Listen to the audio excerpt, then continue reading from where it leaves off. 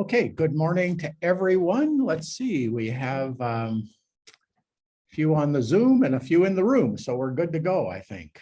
Good, thanks for sharing that prayer together with us.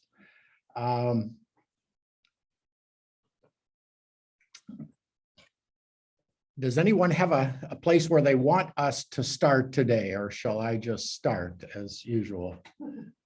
Sometimes there looks like there's someone in the room who's got a thread for us. The gospel was very Trinitarian today. St. John's gospel today, about the Son not being able to do anything without on his own, only with the Father, in concert with the Father. So the observation was that the gospel today, and this is we're talking about the fourth week of Lent on Wednesday. The gospel was from John chapter 5, where Jesus says, first of all, it's a continuation of the gospel where he cured the man who was sitting by the pool for 38 years. And so they accused the man, who cured you on the Sabbath? Don't you understand it's illegal to cure on the Sabbath? So we know the conflict that Jesus had with the Pharisees over the violation of the Sabbath, and we know what his response to that was. And then his comment in today's gospel was that the gospel, okay, we're just waiting here for a few more people to get settled.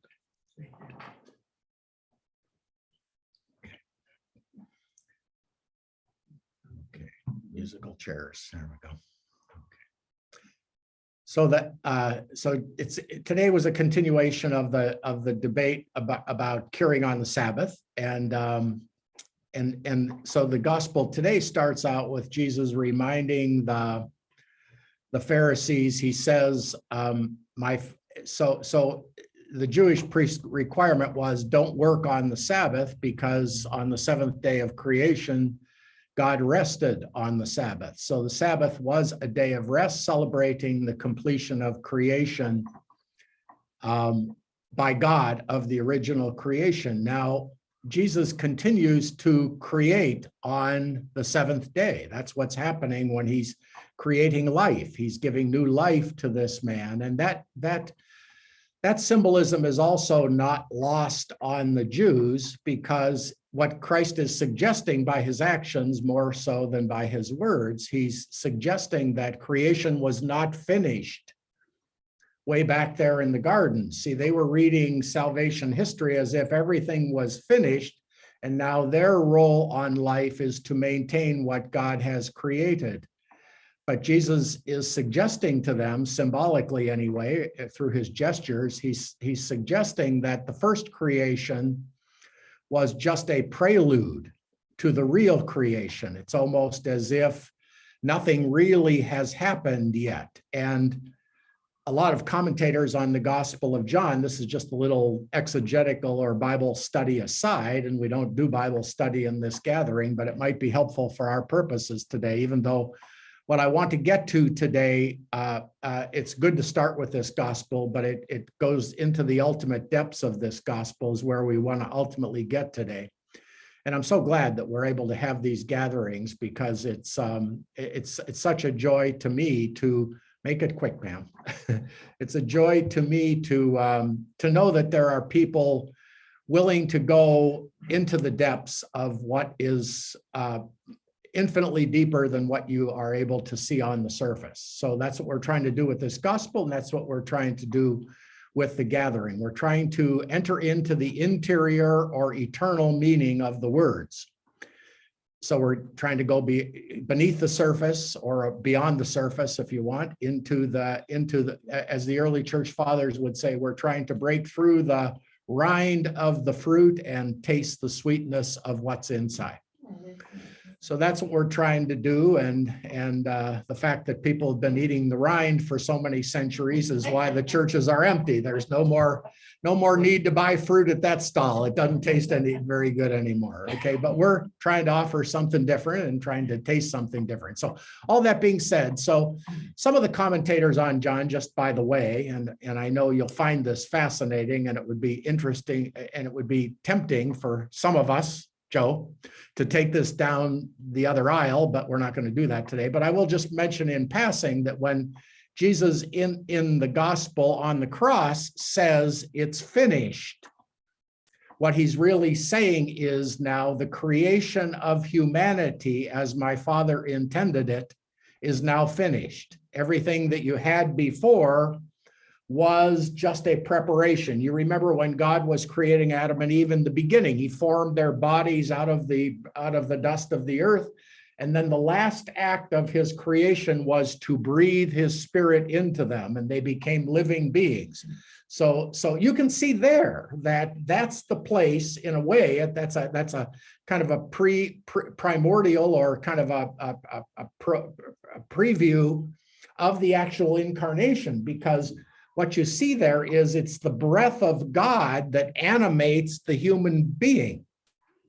So you can see that even at the point of our original creation, we and God are one, because it's the breath. We have a body made of the earth, but we have an infinite spirit within us, which we have traditionally called the soul.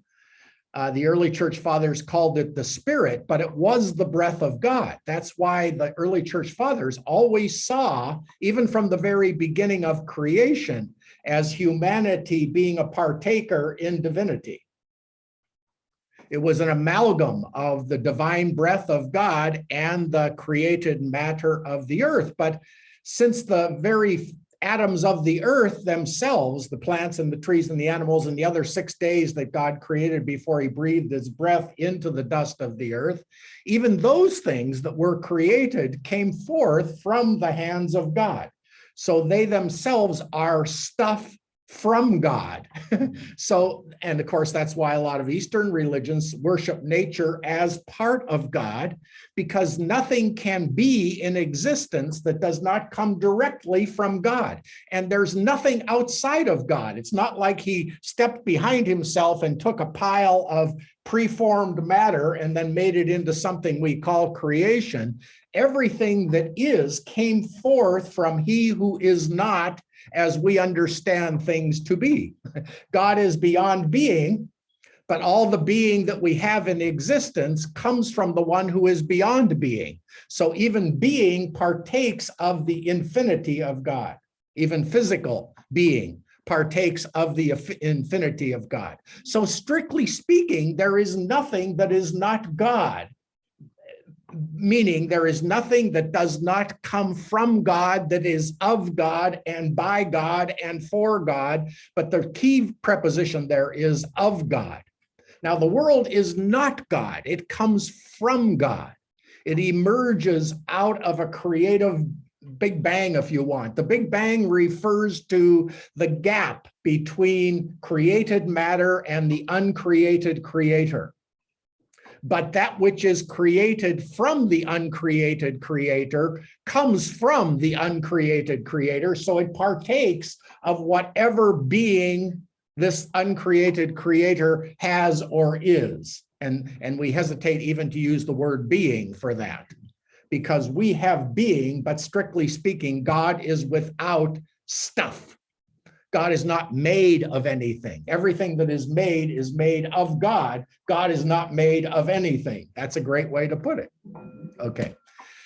That's the general context here. Okay. So, and that's an aside upon the aside. So creation, the culmination of the original creation was when the matter that came from God and was of God and created by God was breathed into with a superabundance of God's own life.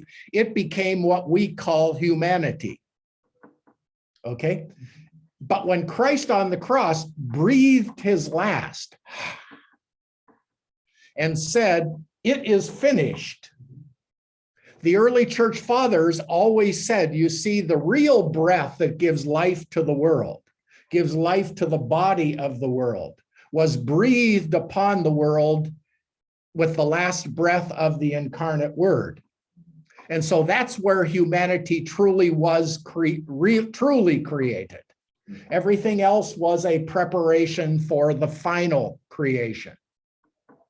And that's why Jesus could say in today's gospel, my Father is still working. In other words, everything didn't stop back there and take a rest, take a break on the Sabbath. You have the wrong view of God when you think of God that way. You're viewing God as an extrinsic object. The Father has not stopped working, nor do I stop working, because I can only do what I see the Father doing.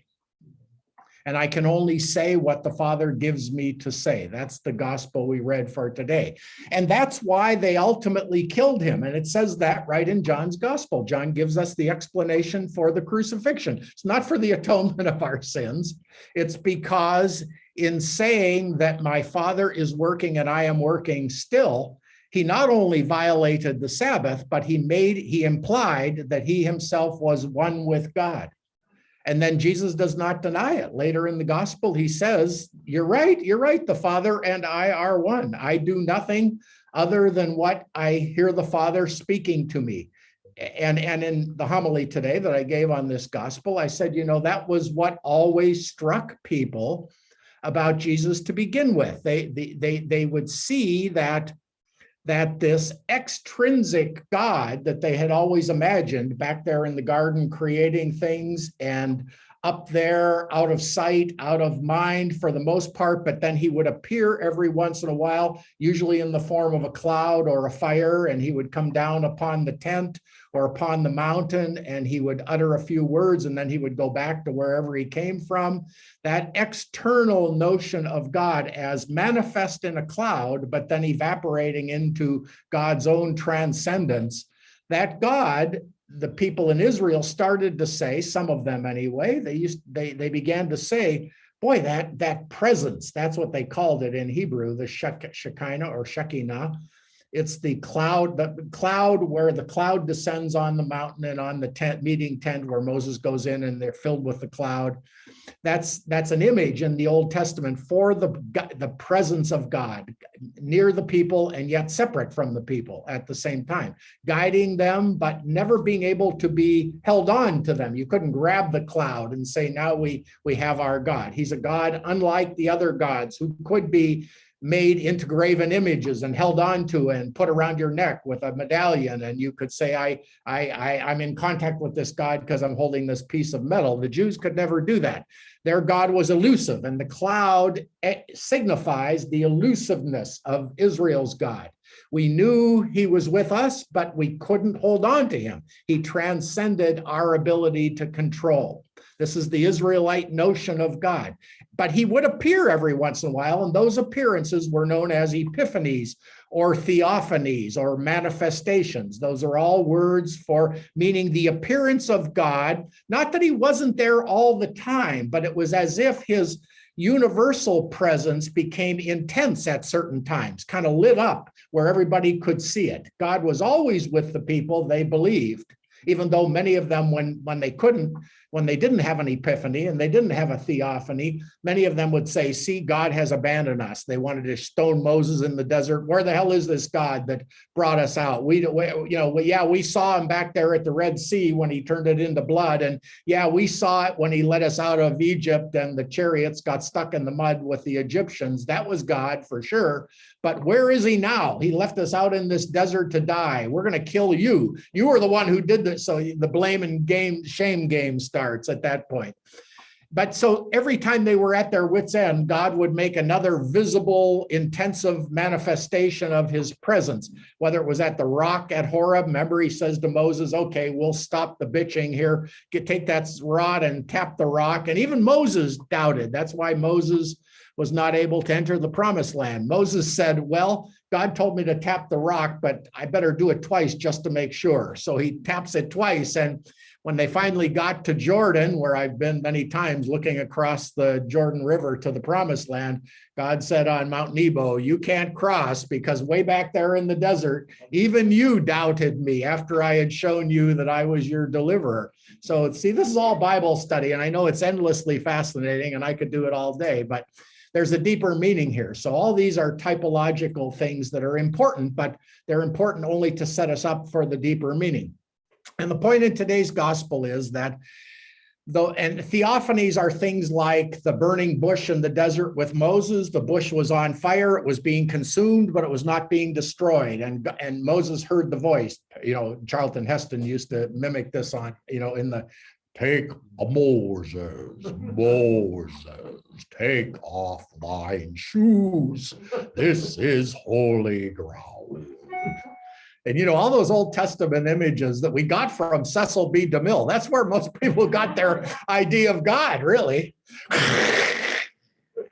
The thunder coming down on the mountain. Well, those were, for pagan people who knew nothing other than the gods who acted that dramatically, the God of Israel accommodated himself in his earliest manifestations to the Israelites. He accommodated himself to the patterns of mental understanding that the people possessed at that time. One thing you've got to understand about God, and especially about the Old Testament, again, this is kind of a Bible study thing more than a mystical contemplation of the scriptures, but when you say to people, oh, God appears angry in the Old Testament, but he gets a lot nicer as we go through, it's not that God changed. God is trying to bring people along in their own understanding to elevate their understanding to his mystery of love, rather than he's trying to pull us away from a more childish notion of God as threatening into the experience of God that Jesus had as my Father and your Father. Okay, so the Old Testament is a weaning process. It's a, as one Catholic theologian says, it's like a woman trying to give birth. What you see in the Old Testament are the contractions of the true God, the true picture of God, Jesus, trying to be born.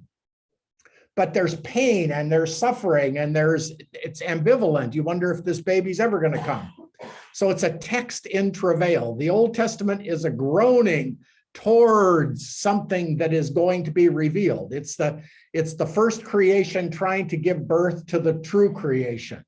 Okay, so all that being said, what the early apostles, by the grace of God, by the Holy Spirit, and in very small fragments, people began, and of course he started with the 12. He started with Andrew and probably John that morning when he's walking by the Baptist. Okay, so now remember, the Baptist says, there's been none greater born of woman than John the Baptist, but the least in the kingdom of God is greater than he. Let me translate that for you. What Jesus is saying about John there is, there's nobody who has understood God according to the prophets and the Old Testament better than John the Baptist. But the least person who understands me is greater than anything John was able to do.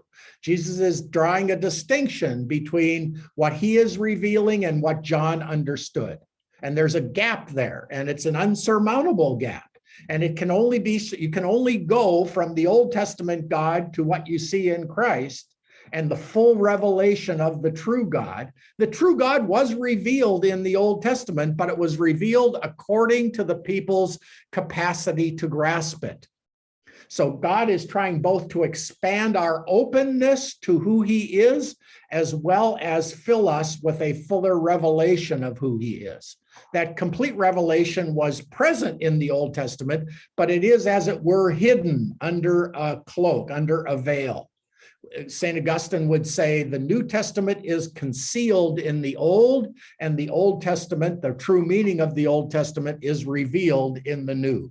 The New Testament is an unveiling of what was always present but hidden in shadows and in images and in types and in prototypes. Okay, so there were forerunners in the Old Testament: the prophets, echoed certain things that Jesus would eventually say, but it was very fragmented and it was contaminated, as it were. It was confused by the limited understanding of the people who were raised in a Near Eastern culture and a classical culture that only pictured gods as temperamental and moody and needing to be placated and sacrificed to, okay? So Christ is really, and God himself is trying to pull people out of that sacrificial propitiatory approach to God's good moods and trying to bring them into a place where they learn, as the culmination of the prophets said in Hosea 6:6, and Jesus quoted it very often in his own ministry, go learn it is not the sacrifice of bulls and burnt offerings that I desire,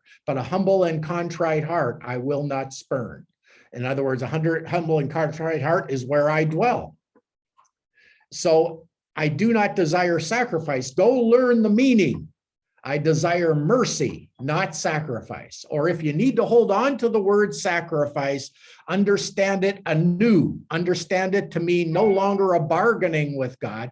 Understand sacrifice as a willingness to forego your own needs for the benefit of the other, just as I forego my own human needs for the glory of the Father. Were they influenced by the Greeks? Of course. So they were immersed in a culture that did not know the true God, except in a very veiled and hidden and abrupt, uneven, schizophrenic way. Okay. But Christ comes as the new creation. This is what humanity is supposed to look like. This is what my Father created in the beginning, but I have now brought it to full life through my birth in the world. Okay. That's what Christ is saying.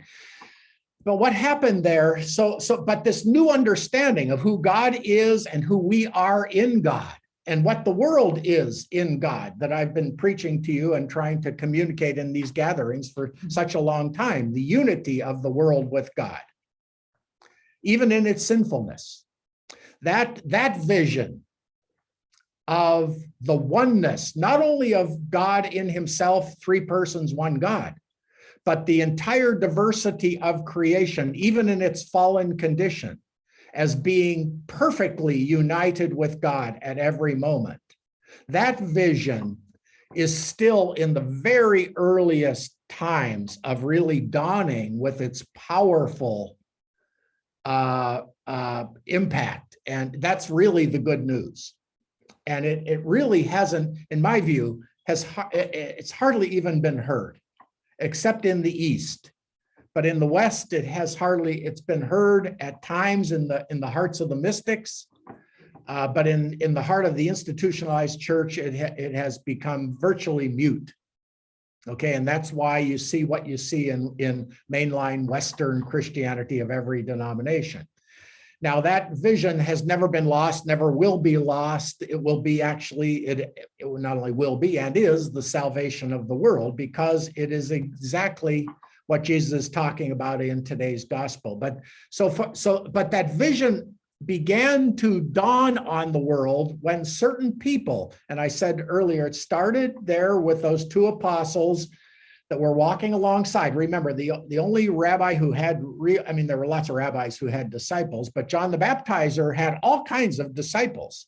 Everybody felt that something new is happening here.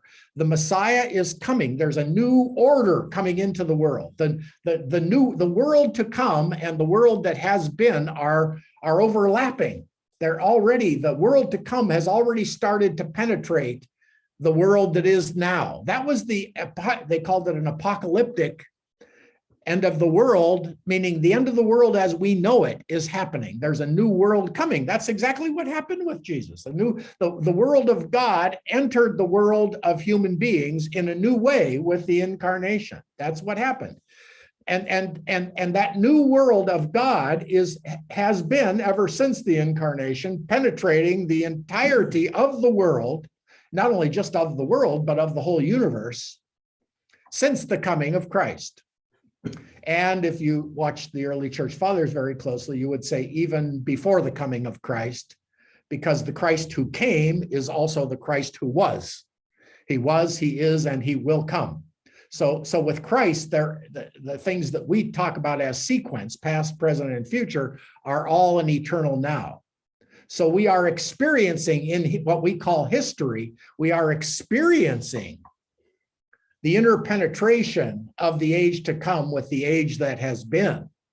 And so we do experience it as new and as revolutionary, but in God, it's simply self-evident. Okay, and that's the vision that I'm trying to help unveil to those of you who are so wonderfully faithful to these gatherings. Okay, and so coming back again to put the final touches on this little Bible study aside here. So when they wanted to put him to death because he made himself one with God, and that is absolutely, that's the point. Those who saw it. Those who don't were blind. Some were blind, some saw. The ones who saw were the ones that the Pharisees called blind, like the blind man in last week's gospel. He saw, or the ones that the Pharisees considered without merit, like the woman at the well. These were the first two people that Jesus said, we know the Messiah is coming. And he says to both of them, the one speaking to you is he. He reveals himself, he unveils himself to the one that those who thought they saw considered to be blind. The woman the woman at the well and the blind man. The religious authorities thought they saw well enough to say that those people don't know what they're talking about. But it was the very people who didn't know what they were talking about that knew the truth about Christ. And those who shunned them were blind. And that's why Jesus says at the end of last Sunday's gospel, are you saying we are blind? The Pharisees said, and he said, it's because if you knew your own blindness, you would see. But if you say that you see, you remain blind. It's religious presumption that blinds a person to the truth of God.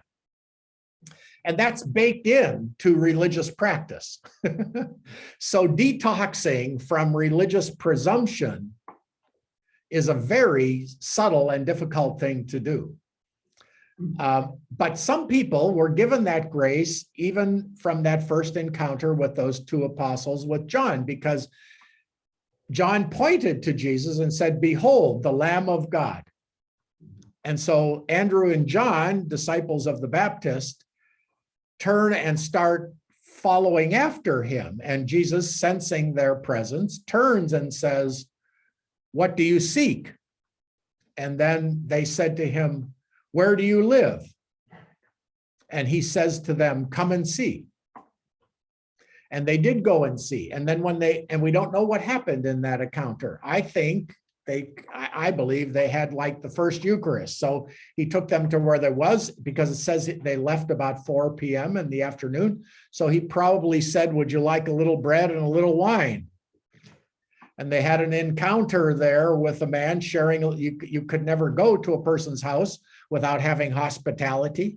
He could have well introduced them. In any case, they had some kind of table communion together.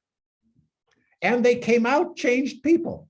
That's the main thing. They came out of that encounter changed. They never went back to the Baptist. Going back to the Baptist seemed like going back to an older world.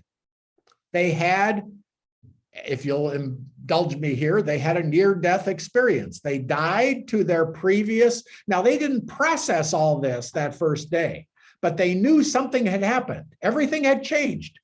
The old-time religion held no interest for them anymore. They didn't know where else to worship. That was their form of still kind of, they probably didn't know what to do at that point. All they knew was and what did they discern? They discerned exactly what Jesus said in this. This man is a walking epiphany. This man is a walking theophany.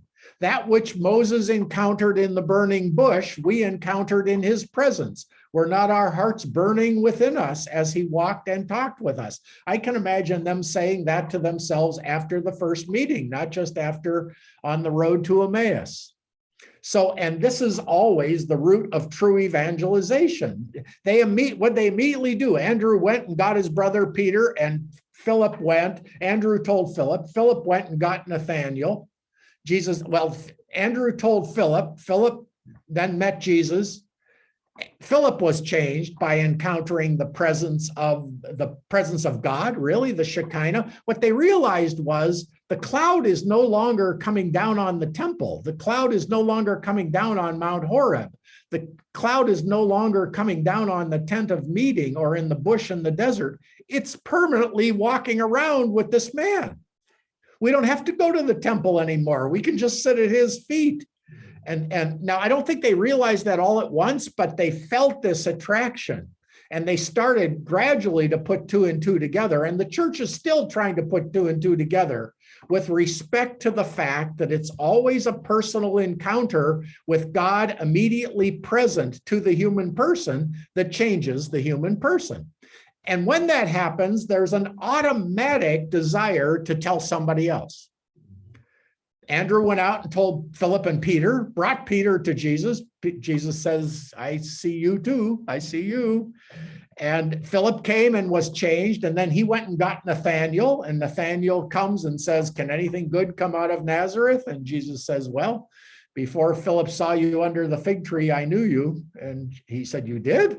And so then Nathanael or Bartholomew is also changed. So the original church communion of disciples gathered around him because they were personally touched by what was in him, and he never denied it. And that's what they noticed about him. They said, because people were saying all the time, where did this man get all this? Where does that come from? Well, the apostles knew, because they would wake up in the morning and they'd say, where is he? And they wouldn't find him. And then they'd go down by the lake, and there he was sitting, doing nothing. And they said, what are you doing? Or, well, he said, I'm praying. And they said, well, teach us to pray. And what does he say? He says, here's how you would pray, our Father. But the word our Father has to be seen in the context of this accusation in today's gospel. They said he makes God one with himself. And that's exactly what it was. Jesus said, nothing comes out of my mouth that I haven't first heard from my Father, which means that I am in perpetual communion with one who is both in me and at the same time greater than me. I am one with my Father, but the Father is greater than I. And then when he says, you can pray the same way, the implication there is, and this is what the church has not yet seen in its fullness or is not able to maintain in a consistent way. And most Christians are not. This is what I want to talk about today. What Jesus was saying there was, in our humanity, you and I are one. The Father lives in you just as fully as he lives in me. I am one with him from eternity. You are also one with him from eternity, but in a different way from the way I am. You are a created version of me, but we share the same Father, the same life that gives me life as the only begotten one of the Father, gives you life as those begotten by God. I am begotten of God, you are begotten by God, but we have the same God. That's called my Father. You cannot be you without him being one with you. This is the great revelation of Christianity, but we don't, and we are just as scandalized by it as those early Pharisees were, because they could not conceive of that kind of identity between the human person and the transcendent God. But the point about God's transcendence is that it includes within it God's nearness to human beings at the same time. God is so transcendent that he can be infinitely present without being totally reduced to our situation. So he's both in us and beyond us at the same time, but his in usness, our being in him, takes place within his own beyondness. Okay, his transcendence, his beyond usness includes his closeness to us. He is able to be so close to us without losing himself in us, because he is also fundamentally outside, beyond us. Okay? Now that's the most difficult part of the mystical marriage to explain to people. I'm going to try to give it another roundabout go today, and I'm just giving you this stuff. I'm so glad they're being recorded because you'll want to go back, or I'll want to go back and listen to this. It's very clear in my heart what I'm trying to say, and I know God will also give me the words, and I think I said it pretty well right there, but it bears repeating because it's very difficult to keep this vision of the immediacy of God with humanity without being reduced to humanity. There have been many philosophers who have seen the immanence of God with everything that is created, but then they've made the mistake of thereby identifying God with creation, and that's not the case. So God is one with creation and yet simultaneously beyond creation, and his one withness, his one with creation, that mystery is contained within his beyondness. And it was contained within his beyondness, his desire to be one with us, and his reality as one with us was in him, but not identical with him from all eternity. Okay, so the creation of God was never without the creation of the world. In other words, God could not have conceived the creation of the world without having also desired it from eternity, meaning if God desires anything, he's desired it always. Okay, and if he's desired it always, it has in some sense been part of him. And I'm tempted to say for as long as he is God, but you can see the ludicrous nature of that statement. So what we have to say is that the creation has been desired by God as God from as long as there is God, which is eternity. Okay, at that point, human grammar breaks down to try to explain the mystery of God's transcendence and the inclusion of all temporality and the created order within the infinity of God. Okay, it's the infinity of God that makes possible finite reality. And yet finite reality, though it had I want to say, though finite reality had a temporal beginning, and that's not exactly accurate either. Finite reality is temporality. Those things which are temporal, those things which are finite, those things which have duration, shape, and form, I'm tempted to say came into existence at a certain point in time, but that's improper to say because there was no time before they came into being. It's not exact. It's beyond our understanding. It's not beyond our contemplation, because what is referred to as the Big Bang is trying to suggest. It's trying to suggest that mysterious, indefinable, mysterious point, which I'm trying to describe actually in today's gathering. I'm trying to describe the difference between finite reality and God's infinity, maintaining that absolute, complete, real distinction, and that's what it's called in philosophy, the real distinction, the distinction between beings, existence, and that which accounts for their existence. And I say it in that elliptical way because, as the early church fathers said, there's no word you can use about God, including the word God, that doesn't make God sound like a noun or an object alongside all the other objects of the universe. But God is not an object alongside the other. God is that which allows the universe to be without himself becoming diminished. And yet, that which he allowed to come to be always was, in some sense, in him, with him, from him, and for him. Okay. Nevertheless, it has its own independent existence through God and from God, and as God desires it to be. without it ever being separate from God. Okay, so that's a lot to lay on you here, okay? So coming back now to, so that the fundamental insight then here is that everything that is always in perfect union with God.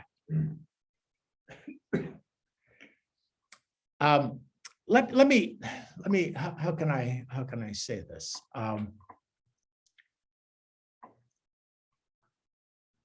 Yeah, let me stop there and ask if there's a question or a comment, because there's a couple of directions. I just need to back off here for a second. I'm getting, when you're describing this, I'm getting a sense of envelopment and penetration. Or Yeah. actually not even penetration, immersion, envelopment, but also. Envelopment and immersion, and yeah, and interpenetration is a way to think about what I'm describing here. Not only penetration, but trying to come out. Yeah. Share. Yeah. Yeah, here, maybe I can come at it this way.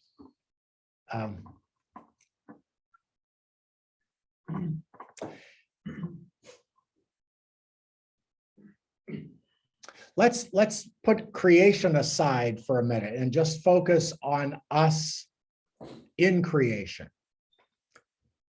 Now, all of creation, what I'm about to say about human persons through the revelation of Christ Jesus also applies to everything else in creation, but according to the way in which God made all those other objects in creation.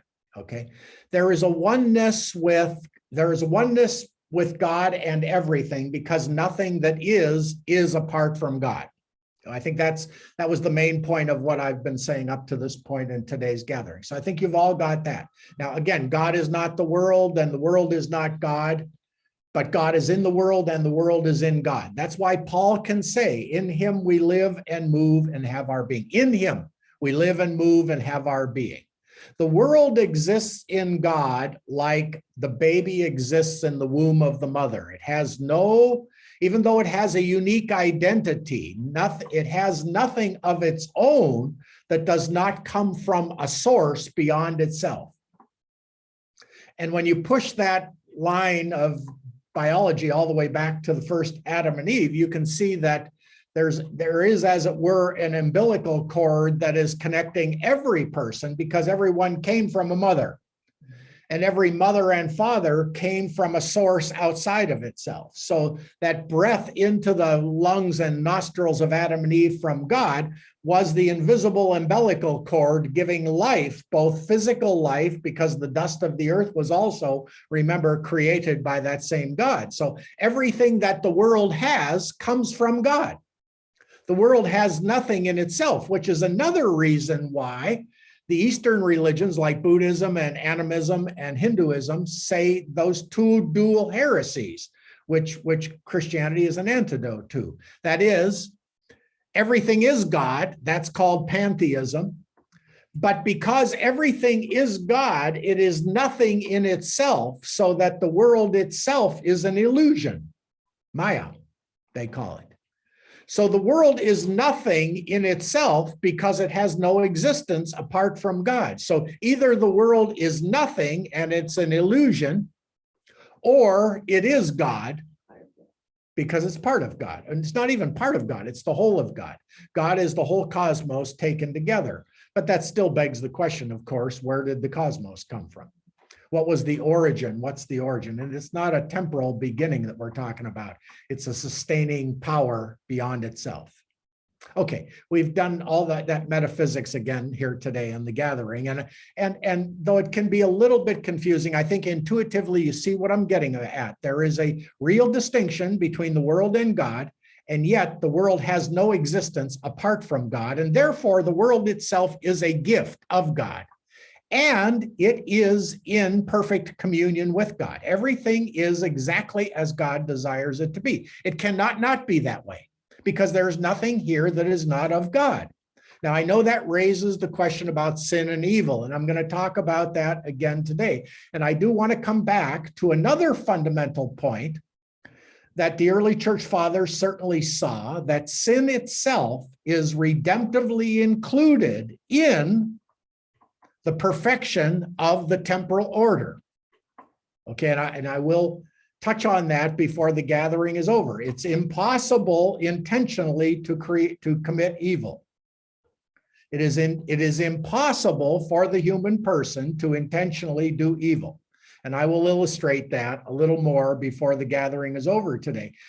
And the corollary of that is, it's also impossible, if it's impossible to intentionally and rationally do evil, it is possible to irrationally do something that we would term evil. But because it's irrational, it's insane rather than evil. Okay, and we'll talk about that in a minute. So I'll just give you a little illustration on the side about that as a teaser here. A man might thrust his hand into a burning fire to pull out his wife's wedding ring or diamond ring on impulse to grab it if it fell in. Honey, my ring. So he throws his hand, he gets burned, but he gets the ring. You would call that, even though you'd say that's kind of, objectively speaking, that seems kind of evil that he would burn his hand. But you can see he did it for a good, he was doing it as a good. He wasn't trying to intentionally do evil here. He was actually intentionally trying to do good. A man who just says, I want to show you how good I can do this, and he puts his hand into the fire just to show you he can do it, you wouldn't call him rational, you would call him crazy. Stupid. Okay, so people can do evil things, But they see it as good. but not only do they see it as good, they either see it as good or they don't know what they're doing. So they're doing it either insanely or for the purpose of good. Okay, and I went back and tried to find in Thomas Aquinas, which I did, where he actually says that. So I'll give you his example of that to allay you. Okay, but here's the corollary: if it's humanly impossible to intentionally, rationally, and intentionally, and intentionally and rationally are terms for the same thing. They describe the nature of human beings. We are intentional because we're rational. We intend things because our mind tells us this is good, and so I intend to do it. Intention and rationality are essentially the same thing in the human person. A person who's not rational does crazy things, but you can't term them evil. They're neither good nor good. They're just insane. And people go insane for different reasons, but it never changes their essential nature as rational people deep down. Anyway, I put that aside for a minute. If it's true, and I'm just presuming now that I can persuade you of this, or at least Thomas Aquinas can persuade you of this, that it's humanly impossible to intentionally do evil. The corollary of that is it's humanly impossible not to please God. Or if you wish, it's because it's not humanly possible to intentionally do evil, it's also not humanly possible to not be pleasing to God.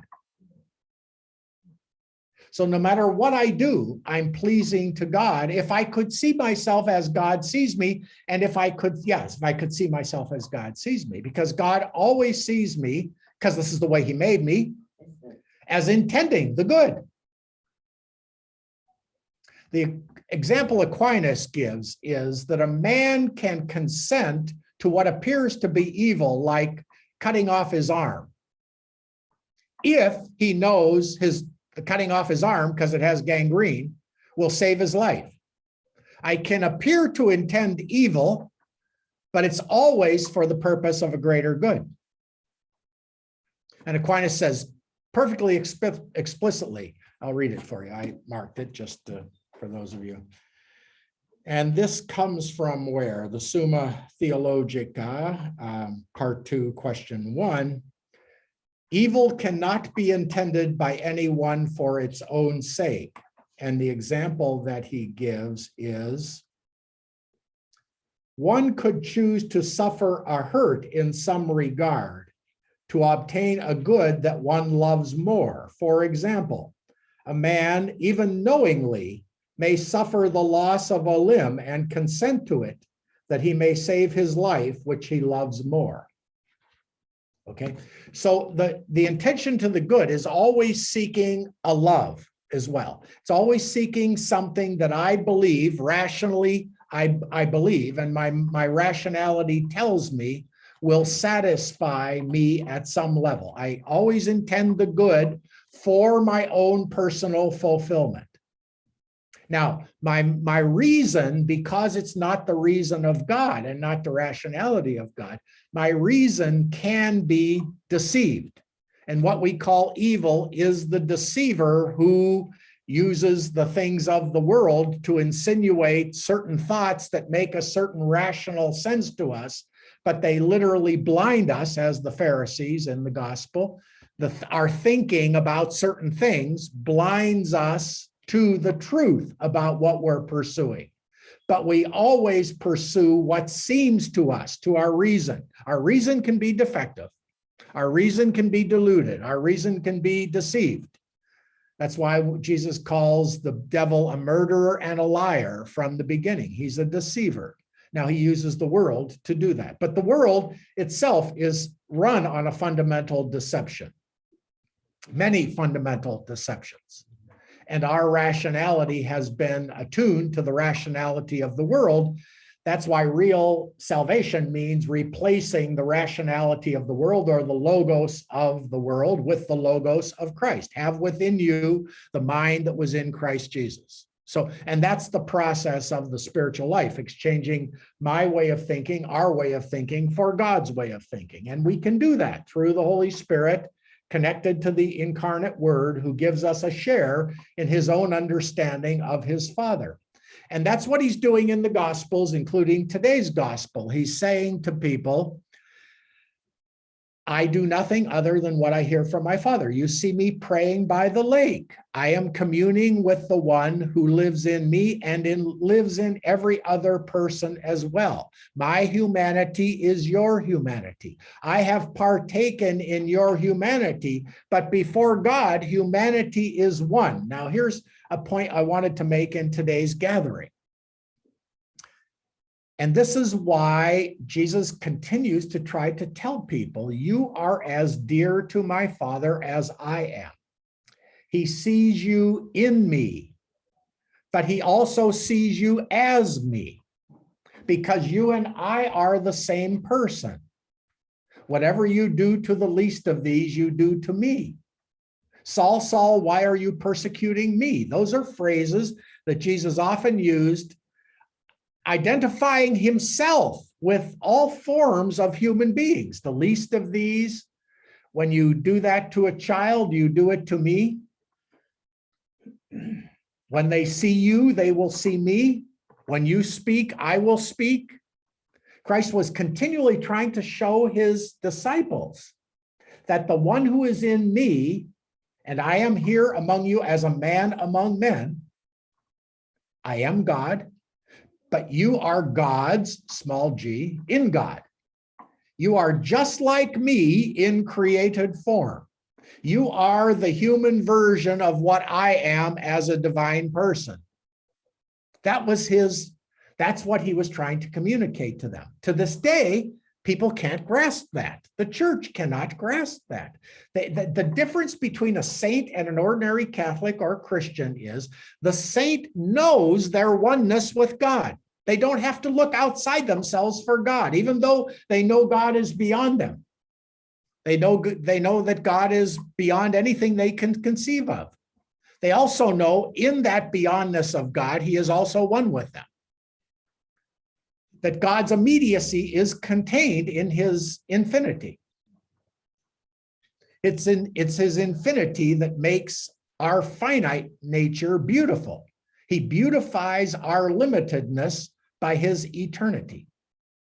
Okay, that's what the saints know. Jesus knew that. That's what he was trying to train his apostles in. My Father is your Father. Pray our Father. You can know him exactly as I know him. Jesus did not, the way Jesus knew the Father as man is exactly the same way we are created to know God as men and women, with the same fullness of union.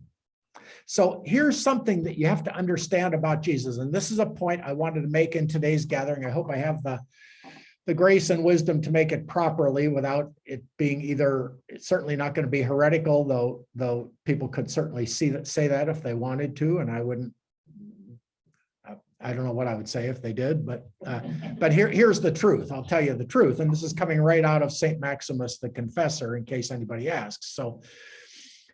So we know that Jesus is a person, and the way that we often try to describe him becoming man is by saying he assumed a human nature, that he clothed himself in our humanity, but he was still God underneath. Okay, that's not exactly, that actually is a kind of heretical way of thinking of the incarnation. Here's a way to think about it that brings the full impact of the incarnation home to a person existentially, if you can follow what I'm about to say.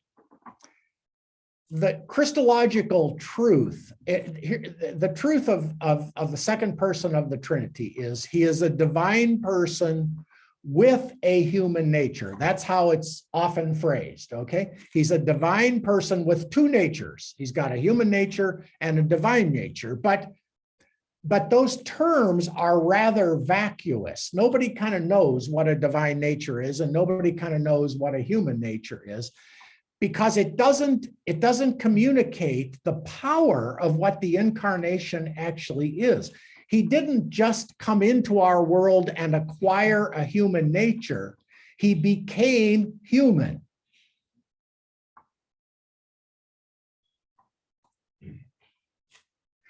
Now, at that point, someone can ask, well, what about his divine nature? Did he still have his divine nature? And the answer to that is yes.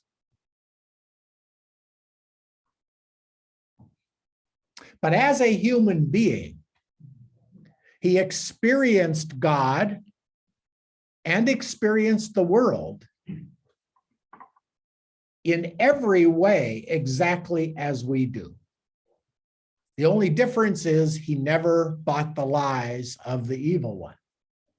But he didn't have a supernatural knowledge that is greater than anything that is also available to us. Yes, he saw things at a deeper level than we do. That's only because he was exercising his humanity more fully than we are. Or to phrase it differently, he was being human in his mind and body without deception in a way that is not completely natural to us. It's possible to us. It's just not natural to us. There's no one other than Jesus and Mary whose vision of God and experience of the world is not obscured to some extent by, quote, sin. But by sin, I mean deception. Their rationality is to some extent veiled or blinded. If it were not, we would see the world exactly as Jesus saw it as human. Jesus didn't see the world as human any differently than we are capable of seeing it. Okay? Boy, that's really good. But he also saw it as divine. No. Well, yeah, he saw the world. He saw the world as I was trying to describe it earlier. He saw the world as a created participation in the one that he called his Father. He saw the new heaven and the new earth as the current earth that we have, because his perception, internal and external, was not in any way veiled or blinded by any kind of deception.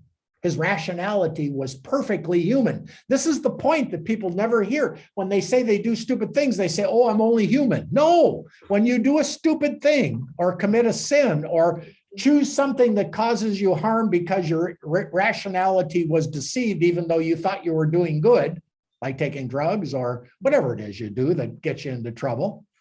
When you do that, you're acting in a subhuman way. You're acting in a way that is not fully human. The only fully human person who ever acted and lived was Jesus. What we live is a humanity that is capable of the same fullness of life that he lived. He lived humanity as human. He was so here's how I want to put it for you to try to grasp the power of what's being said here. Don't think of Jesus as having don't think of Jesus for the moment. Don't think of Jesus as having a human nature and a divine nature. Think of him simply as a divine person. Okay? When you see him on the other side of creation, you see him as divine. When you see him in this world, you see him as human. The divine person of the second word of the Trinity shows himself as divine in God's world and shows himself as human in this world. But he is a divine person without remainder as a human being in this world. It's not just that he has a human nature. His whole divine person is showing itself as a human being. Go ahead. Are you saying then that he would not be like having a near-death experience? I'm saying that he was living his human life as one who knew as a human being that there is no death, as commonly understood. In other words, human nature or humanity itself is capable of the same kind of union with God that Jesus as a human being enjoyed at every moment in his life. And to the extent that we are not enjoying that kind of human life, we are not fully human. In other words, Jesus living the fully human life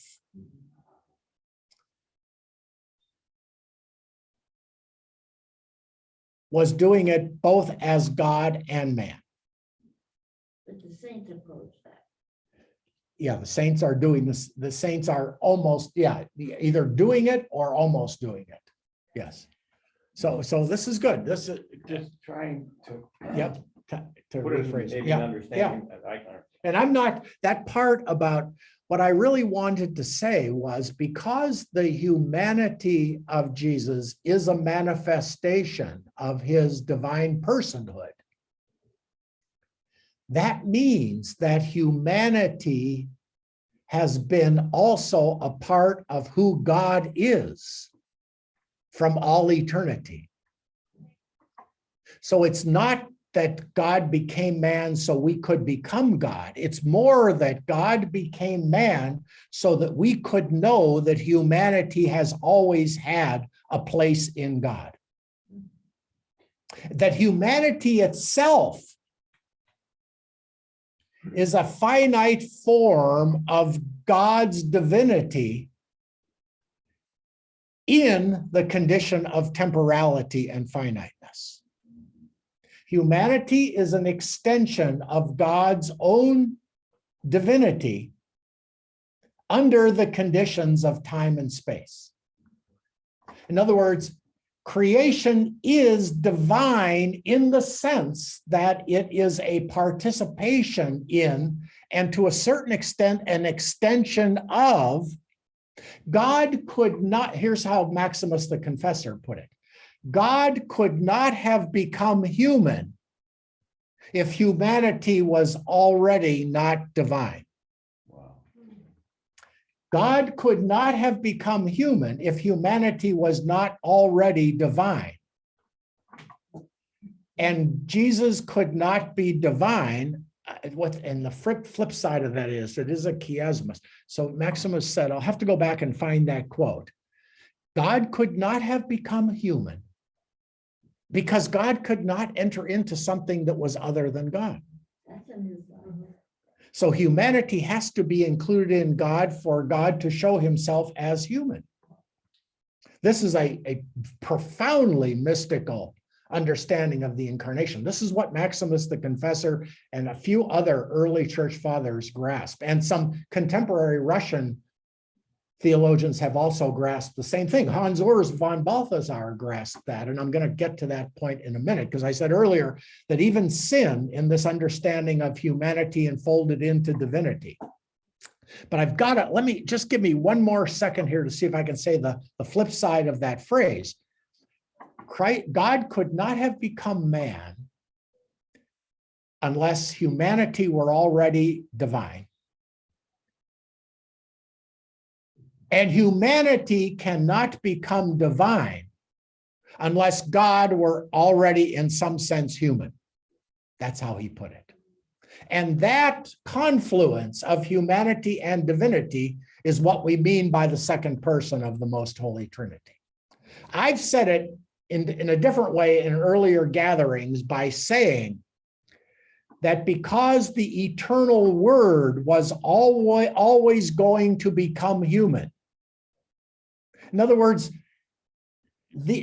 Christ, and this was the big Middle Ages debate about whether Christ would have come into the world if man had not sinned. And the answer to that was, some people said no, other people said yes. But in the tradition that said yes, which was primarily the patristic tradition, with the exception of Augustine, in the early tradition, Christ was always going to become man, because there was no time in eternity, in the life of God. There was no time. It wasn't like Jesus was God for a while there in eternity. See, there is no time in God. So whatever's in God, including his becoming man, has always been in God. And in that sense, humanity has always been in God. It just showed itself. God showed himself as man in the incarnation. And at that same time, he revealed that man himself is God in a participative way. Our humanity comes from the second person of the Trinity. The second person of the Trinity is the source of our humanity. Our humanity, therefore, is an extension of the second person of the Trinity. That's why Jesus says, whatever you do to each other, you do to me. You and I are one. Humanity is the single human dimension of the second person of the Trinity. Wow, that's a lot for you to take in. And that was what I wanted to talk about today. God could not have become human unless humanity were already a part of God, because Christ's not only desire to become human, but his becoming human was already in God from the beginning. That's who he is as the second person of the Trinity. He's both divine and human, but he's always God. He's always a divine person. So humanity partakes of his divine personhood from his godness, from eternity, from his very nature as God. So that raises what humanity really is. It shows you what humanity truly is, the dwelling place of God. And we within that are also individual souls, as it were. We are individual persons who are given a share we are able to, as persons, we are spiritual beings who have been given the privilege of inhabiting the humanity of God. Wow, that's the way to put it. The humanity of humanity. We are given the joy and the high privilege and the honor and the distinction among all created beings to inhabit the humanity of God. Our humanity comes from him, or our humanity is an extension of his divine personhood under the conditions of time and space. Thank you, Saint Maximus the Confessor. That's our humanity here in our soul. The difference is our brains take us down. Our Chooses. so we'll talk. Well, because you said God says everything we do. Yeah, I'm gonna, let me talk about that now, because I think, I mean, I can't restate what I just said. You'll have to go back to the tape and watch it, but I think you've all got it, okay? And it was a long way of getting there, and there might be some loose ends along the way, and maybe they'll burn me at the stake for saying it, but at this point, I don't think How so. is that wrong? If It's we're not all wrong. one- It's not wrong, but it's very difficult, because we're talking about how does the world indwell God without being God? That is the fundamental, most difficult mystery to articulate. I've done the best I can do today and in other gatherings to try to articulate it to you. It's the same thing that theology and philosophy has struggled with from time immemorial, okay? But Christianity sheds a new light on it, because it shows the world that finiteness itself is in God from all eternity, and finite, it's the creation itself is a manifestation of God's own self without being identical with God's own self at every level of creation in its own variegated ways, okay? So now I want to talk about sin and differences among people. So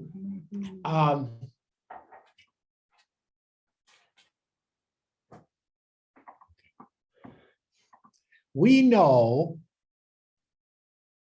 wow, this is going to be hard. Okay, we've got 15 minutes. I'll do the best I can here.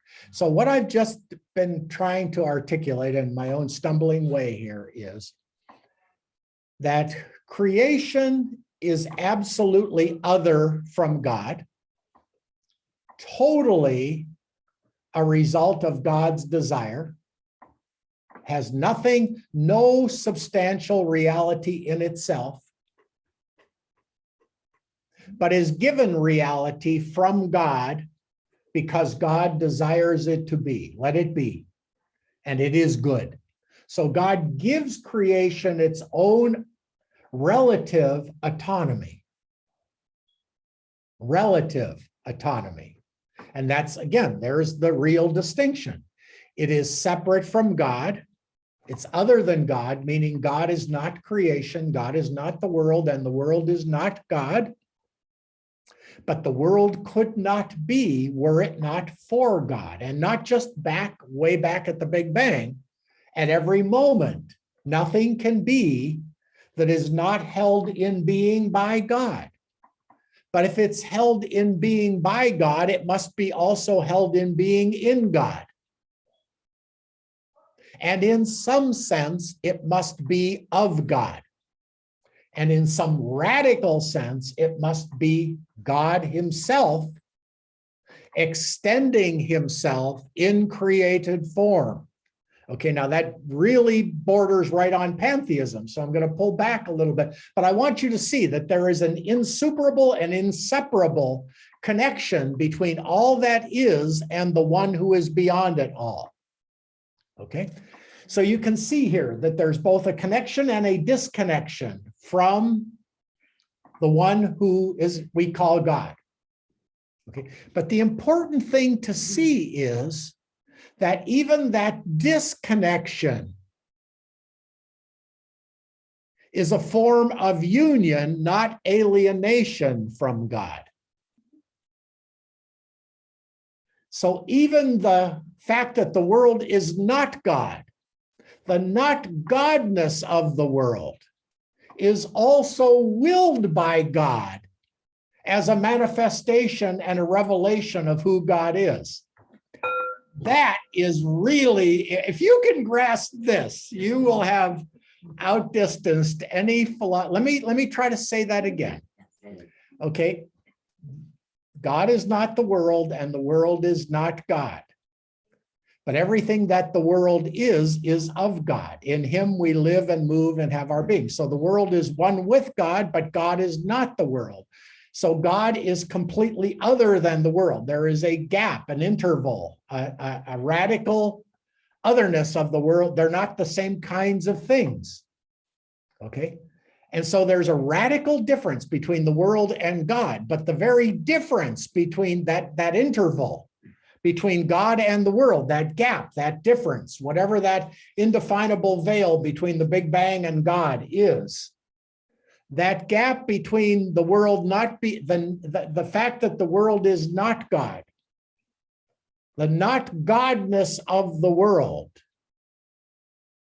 is willed by God and is itself a manifestation of the goodness of God or the nature of God. And I'm going to tell you how here in just a second.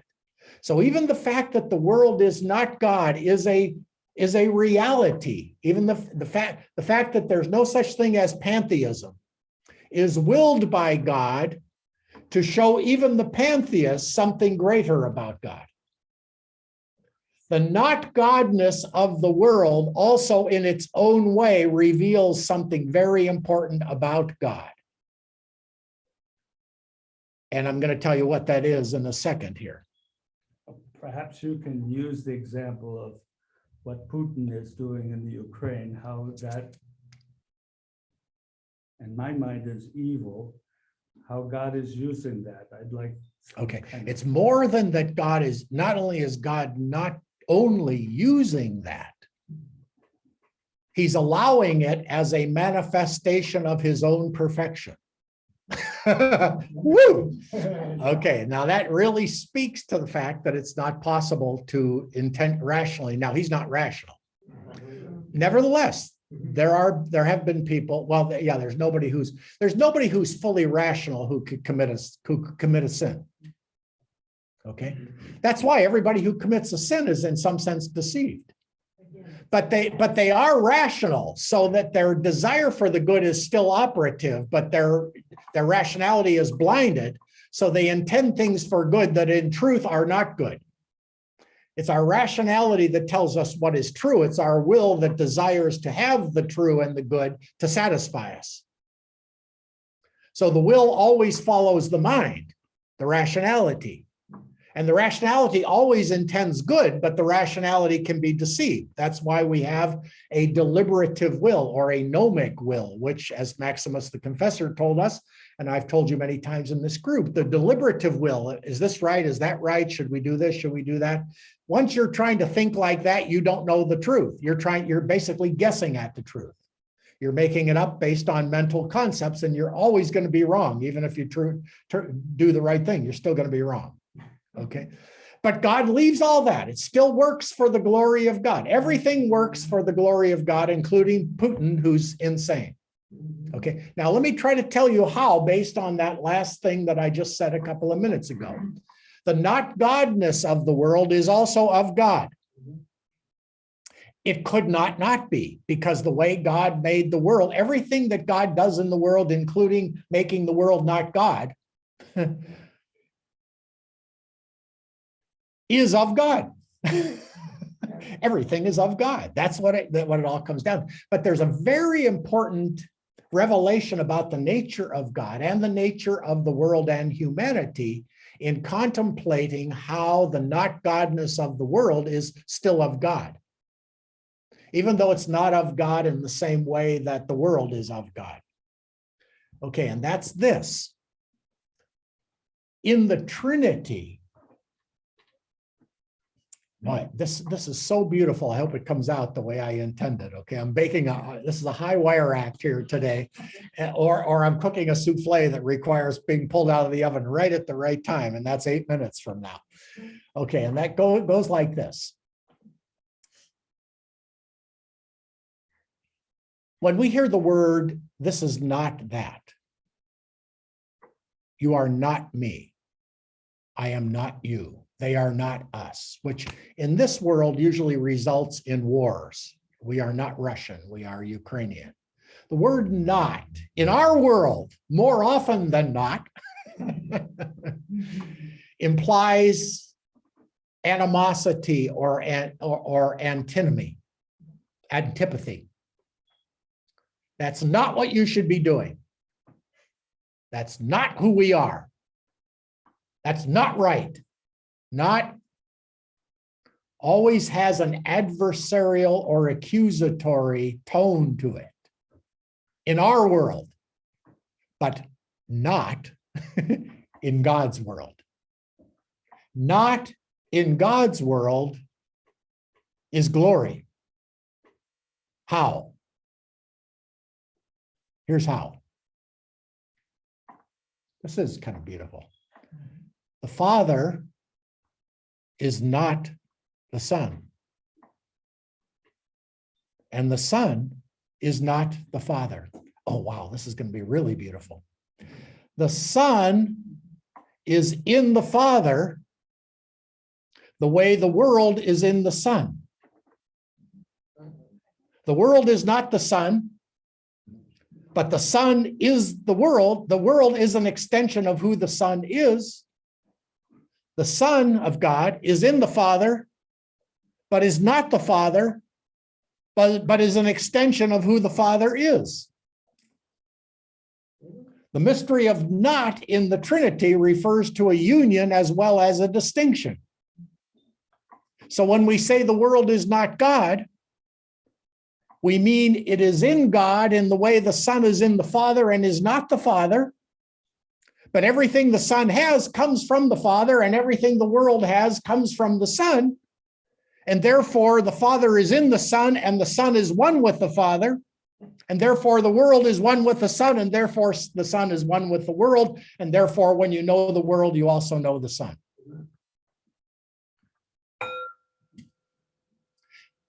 That extends further to the fact that everything that we see wrecking destruction on the world through the adversarial use of the word not, God sees, but God doesn't see the destruction. He only sees the diversity in union.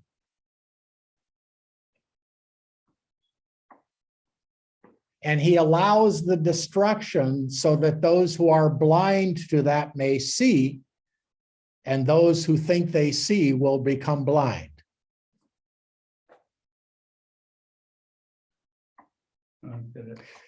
I know. It's amazing that people sometimes have to wake up to what they had. They have to lose what they had in order to wake up to what they had. The destruction that God is allowing to take place on the earth through the adversarial of we're not you. The truth of the fact that we're not you means that the difference you see between Ukrainian and Russians, or between male and female, or between Jews and Greeks, or between blacks and whites, or between all the diversity, very many differences and distinctions of I'm not you that we see in the world, those are actually Trinitarian manifestations of the difference, the glorious difference in unity between the Father and the Son. The fact that peonies are not irises, the gap of we're not you manifests the glory. The difference between daisies and roses is a glorious thing. It's not a liability. It's certainly not something that should be turned into the War of the Roses. Do you see what I'm saying? Diversity and difference, and I'm not you, is a manifestation in this world of God's own glory within the Trinity. It's the Holy Spirit who maintains the not you-ness between the Father and the Son. And that not you-ness within the life of the Trinity is a further bond of intimacy between the Father and the Son. Just as it is in marriage. When I finally wake up to the fact in marriage, I'm not you and I'm not the boss of you. That very recognition of the power of not brings love, not hatred, once it's properly understood in the light of the Spirit. Well, I can't say it any better than I that. think So. we're gonna have to do that again. I'm gonna have to do that again. Well, the tape is out there. So we got a couple more minutes. Julie's got one more question. So basically, okay, I understand how the differences are good. Oh, and sin now. Okay, well, Oh, but okay. again, the sin is not coming from our souls or the spirit that was breathed into us. It's the choices we make because our minds are deceived. Correct. So That's why they're that's, again, ulti- war. The differences are being That's- turned into war because choices are being made by the deceiver in our brain. Correct. So if your hand's giving you trouble, lop it off. If your brain's giving you Well, trouble, and the meaning of that is when you've had when the meaning of that is when the pain of suffering becomes so much, you will cut it off. You'll stop doing it. Okay. So even evil suffering is subversive of itself. When the destruction becomes so much, it eventually stops. It can't continue forever. It just exhausts itself. Every war has always exhausted itself. Every alcoholic has always exhausted themselves. Every marriage that fights has exhausted itself. Evil cannot sustain itself because it's founded on nothingness. It's founded on a lie. It's founded on deception. It's real, but it has no substance, evil. It's an illusion. It's a deception. And the notness of God. So let me finish with this one final thought, okay? Even what we call sin, which is making deceived choices based on a misperceived meaning of not. That's a great way to describe sin, by the way. Mistaken choices based on a deceived perception of the differences between people. Even that, so that what we call sin is not living our fully human life.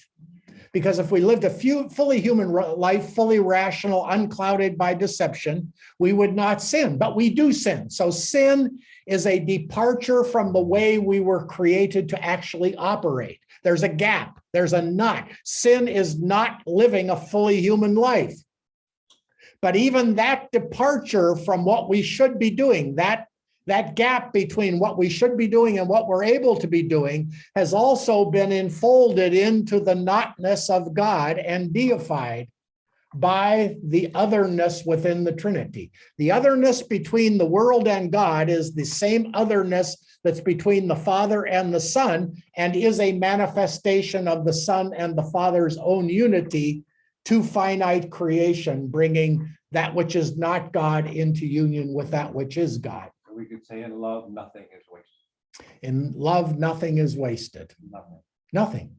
And there is nothing but love in all that is, except our ability to see it. And that's what Jesus became human to awaken us to.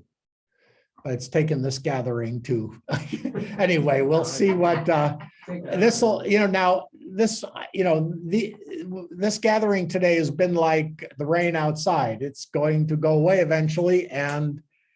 But hopefully, as Jesus said in Isaiah, my word will come down and return having accomplished the work it was meant to do. So we're just planting seeds here, including in myself. I mean, these things that I've shared with you have come to me mostly through the early church fathers and other mystics.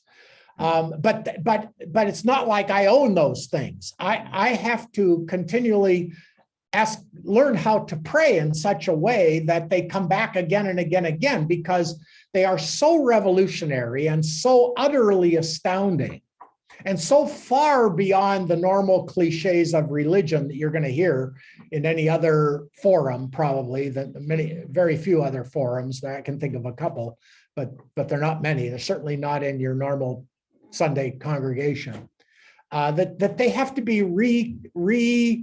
you have to re-experience them every time. You cannot, I can't just repeat any of this and have it has to be perpetually fresh.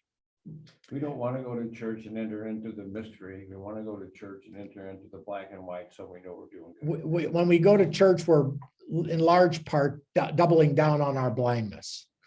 But that's a story for another day. Let's pray the glory be, and we'll call it a day today. Glory be to the Father, and to the Son, and to the Holy Spirit, as it was in the beginning, is now, and ever shall be, world without end. Amen. Thank you all. That was good. Good. And it helps me. Father Phil.